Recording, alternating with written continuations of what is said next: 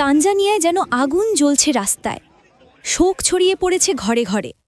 একটি বিতর্কিত নির্বাচনের পর দেশজুড়ে এখন শুধুই কান্না আর রক্তের দাগ। বিরোধী দলের দাবি, গত সপ্তাহের নির্বাচন ছিল এক প্রকার প্রহসন। জনগণের ভোটাধিকার কেড়ে নেবার প্রতিবাদে যখন মানুষ রাস্তায় নেমেছে, তখন গুলি, কাঁদানো গ্যাস আর নির্যাতনে স্তব্ধ হয়ে গেছে দার এস সালাম, মোয়াঞ্জা ও আশেপাশের শহরগুলো। বিরোধী দল চাদেমা পার্টি জানিয়েছে, মাত্র ৩ দিনে নিহত হয়েছেন প্রায় ৭০০ জন। এর মধ্যে রাজধানী দার এস সালামেই প্রাণ গেছে ৩৫০ জনের। মোয়াঞ্জায় আরও ২০০ বাকি নিহতদের দেহ উদ্ধার হয়েছে দেশের বিভিন্ন প্রান্তে।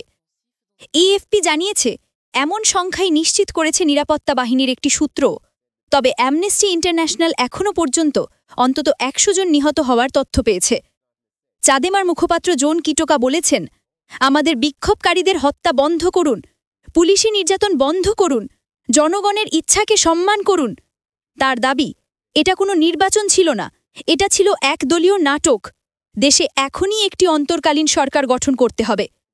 গত মঙ্গলবার থেকে শুরু হওয়া এই বিক্ষোভে রাস্তায় আগুন ধরিয়ে দিয়েছে জনতা, পুড়েছে থানা, গাড়ি আর পেট্রোল স্টেশন। সরকার সেনা নামিয়েছে রাস্তায়, দেশজুড়ে বন্ধ করে দিয়েছে ইন্টারনেট আর জারি করেছে কারফিউ। তবুও মানুষ থামেনি, কারণ তাদের দাবি, ভোট চাই না, ন্যায় চাই।